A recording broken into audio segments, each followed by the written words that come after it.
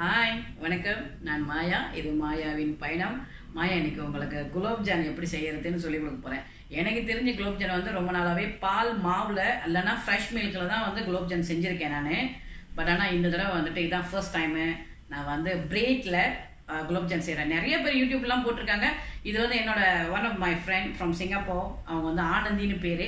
அவங்க ரொம்ப நாளாகவே மாயா நீங்கள் பிரெட்டில் குலோப்ஜான் செய்யுங்க மாயான்னு சொல்லி ரொம்ப லாக்டவுன்லேருந்து ரிக்வெஸ்ட் பண்ணிகிட்டே இருந்தாங்க. அவங்க சொன்ன ரெசிபி தான். ஸோ நான் இப்போ செய்ய போகிறேன். ஓகே, பார்க்கலாமா? குலோப்ஜான் வந்துட்டு ரொம்ப அழகாக குண்டு குண்டாக வருமா வராதான்ட்டு கடைசியாக தான் பார்க்கணும். வாங்க பார்க்கலாம். ஓகே, நம்ம ரெசிபி எப்படின்னு பார்ப்போமா? ஸோ 5 ஸ்லைசஸ் பிரெட் எடுத்து வச்சுருக்கேன். ஸோ இந்த ஓரத்தில் உள்ளதெல்லாம் வந்து நம்ம வெட்டிடுவோம். அதுக்கு தேவையான அளவு வந்து ஒரு 2 ஸ்பூன் அளவு பால் மாவு, எனி ஃபுல் க்ரீம் மில்க் பவுடராக இருக்கணும். அதுக்கு மேலே வந்து கர்னிஷிங் இது வந்து ஏலக்காய், அப்புறம் வந்துட்டு நம்ம இது பாதாமு, லெமனு, அப்புறம் கொஞ்சம் குங்குமப்பூவு இதெல்லாம் வந்து ரெடி பண்ணி வச்சுருக்கோம். இந்த பிரெட் அல்வா செய்கிறதுக்கு நம்ம வந்து முதல் சர்க்கரை பாகு வந்து அடுப்பில் வச்சிடணும். சர்க்கரை பாகுக்கு நமக்கு தேவையான அளவு வந்துட்டு 1.5 கப் தண்ணி, 1.5 கப் தண்ணியில் 1 கப் சீனி போடுவோம். இது நல்லபடியாக நல்லா கரைஞ்ச பிறகு இது வந்து உங்களுக்கு வந்து கம்பி பதம்லாம் வரணும்னு அவசியம் கிடையாது. இது வந்து ஸ்டிக்கியாக இருந்தால் போதும். அந்த அளவுக்கு நம்ம இதை செஞ்சால் போதும். அதுக்கு பிறகு கொஞ்சமாக லெமன் புழிஞ்சு விடுவோம். ஸோ இதை வந்து நம்ம அடுப்பில் வச்சு இந்த சீனியை வந்து கரைப்போம், பாகாக செய்வோம். ஓகே, மாயா வந்து எல்லோரும் கத்தியில் வெட்டுவாங்க. நான் வந்து கத்திரிக்கோள்லேயே வெட்டுறேன். இந்த பிரெட் குலாப்ஜான் செய்கிறதுக்கு வந்து நீங்கள் வந்து பிரெட் வந்து ஹோல் மீல் பிரெட் பாய்க்க முடியாது. இது நார்மல் கொஞ்சம் ஸ்வீட்டாக இருக்கும் இல்லையா, அந்த பிரெட் தான் பாய்க்க முடியும். ஓகே, ஸோ நான் வந்து 5 எடுத்திருக்கேன். அதனால் நான் வந்து 1 கப் சீனி மட்டும் நான் சீனி பாகு போட்டிருக்கேன் 5 ஸ்லைசஸ் ரொட்டிக்கு. ஸோ நீங்கள் வந்து கொஞ்சம் நிறைய செய்யத்தாச்சுன்னா சீனி பாகு கூட்டிக்கலாம். நான் 5 ஸ்லைசஸ்க்கு வந்துட்டு 2 ஸ்பூன் பால் பவுடர் போட்டிருக்கேன் இல்லையா. நீங்கள் வந்து நிறையா பிரெட் வச்சிங்கன்னா ஸோ இந்த பால் பவுடர் வந்துட்டு இன்னும் கொஞ்சம் கூடவே போட்டுக்கலாம். ஓகே, வந்து கொஞ்சம் பால் தேவைப்படுது. ஃப்ரெஷ் மில்க் இல்லை எனி கண்டென்ஸ் மில்க் எது வேணாலும் நீங்கள் வச்சுக்கலாம். ஸோ நம்ம இதை பிளெண்ட் பண்ணிடுவோம். ஓகே, நான் சொல்ல மறந்துட்டேன். நமக்கு இது தேவைப்படுது. இது இல்லாட்டினா வேறு ஃப்ரெஷ் மில்க் ஏதாவது நம்ம கொஞ்சமாக ஒரு 2 டீஸ்பூன் இல்லை 3 டீஸ்பூன், அது டிபெண்ட் ஆன் த பிரெட் எவ்வளோ எடுத்துக்குமோ அவ்வளோ தேவைப்படும். ஸோ நம்ம வந்து இதை பிளெண்ட் பண்ணிட்டோம். பாருங்கள் எவ்வளோ தூள் ஆகிடுச்சு. ஓகே, ஸோ நம்ம வந்து இதை வந்து ஒரு சின்ன பாத்திரத்தில் போட்டுப்போம். பாருங்கள் நம்ம இது வந்து அழகாக ஸ்மூத்தாக நமக்கு வந்துருச்சு. ஓகே, பஞ்சு மாதிரி வந்துருச்சு இல்லையா. ஸோ இப்போ இதில் வந்து நம்ம பால் மாவு கலக்கிறோம். பால் மாவு 2 ஸ்பூன் வச்சுருந்தோம் இல்லையா, 2 ஸ்பூன் கலந்துட்டோம். இது நல்லா மிக்ஸ் பண்ணிக்கலாம். இதில் வந்து ஒரு 2 ஸ்பூன் மட்டும், நீங்கள் ரொம்ப இருக்குன்னு சொல்லி ரொம்ப விட்டுறக்கூடாது. 2 ஸ்பூன் பால் மட்டும் விட்டு அதை பிழைஞ்சி பாருங்கள். லைக் பூரி மாவு மாதிரி வரணும். ஸோ நான் ஒரு 3 ஸ்பூன் விட்டுருக்கேன். ஏன்னா டிபெண்ட் அந்த ரொட்டி எவ்வளோ வச்சுருக்குமோ, பிரெட் எவ்வளோ வச்சுருக்குமோ அதை பொறுத்து தான்.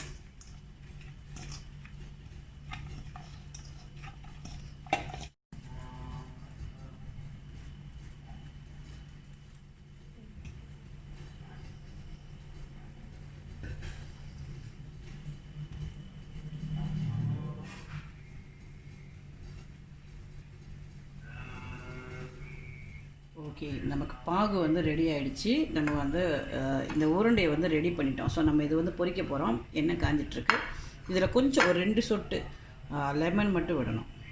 எப்போதுமே பாகில் 2 சொட்டு லெமன் விட்டுட்டு ஏலக்காய் சுக்கு நம்ம இதில் தான் போட போகிறோம்.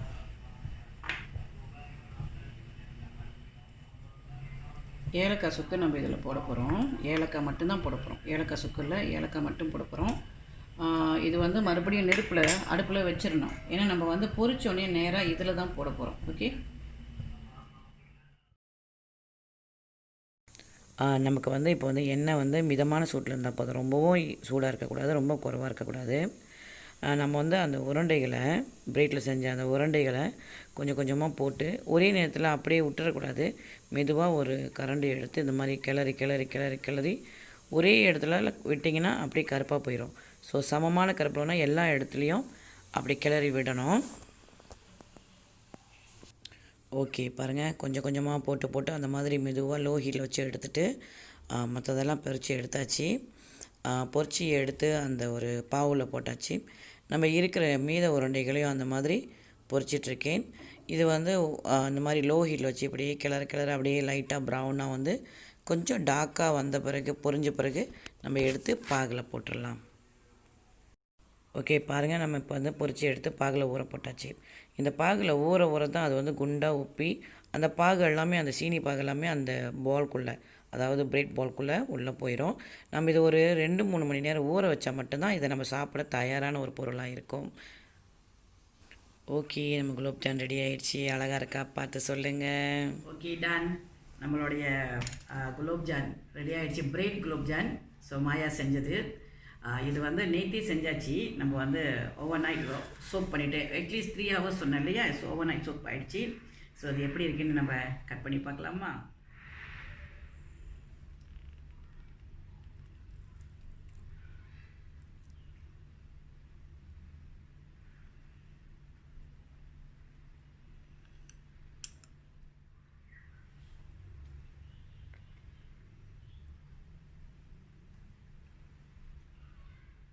ஓகே, எப்படி இருக்குன்னு உங்கள்கிட்ட கட் பண்ணி காட்டிட்டேன். சரி, எப்படி இருக்குன்னு பார்ப்போம். அது ஓவர் நைட்டில் ஊறுனால நல்லா சோப் பண்ணி நல்லா இருக்கு.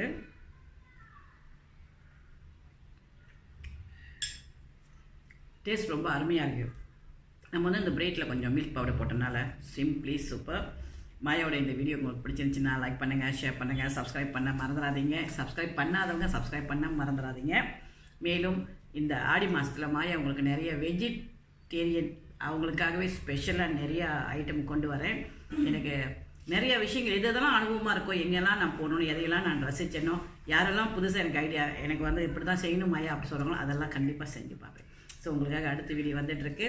மறந்துடாமல் அப்படி நீங்கள் செஞ்சிட்டிங்கன்னா கமெண்ட் பண்ணுங்கள். என்னுடைய யூடியூப் சேனலுக்கும் கமெண்ட் பண்ணுங்கள், என்னுடைய ஃபேஸ்புக் சேனலுக்கும் கமெண்ட் பண்ணுங்கள். நீங்கள் செய்த பிக்சரை எடுத்து நீங்கள் அப்டேட் பண்ணுங்கள். ஓகே, ஸோ இந்த வாழ்க்கை ஒரு அழகான பயணம். மீண்டும் மீண்டும் அதை ஏன் திருப்பி சொல்கிறேன் அப்படின்னு சொன்னால், இந்த நிமிஷம் இங்கே இருக்கும்போது இதை ரசிக்கிறோம் இந்த வாழ்க்கையில்.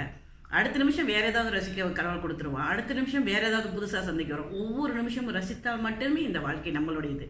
இல்லைனா யாரோ ஆண்டாங்க யாரோ போனாங்கன்னு ஆயிரும். ஸோ நான் என் வாழ்க்கையை அழகாக வாழணும்னு நினைக்கும் போது இந்த நிமிஷத்தை ரசிக்கிறேன். அதே மாதிரி நீங்களும் உங்களுடைய இந்த நேரத்தை ரசித்து வாழுங்க. இந்த வாழ்க்கை அழகான பயணம். பாய், மீண்டும் சந்திப்போம்.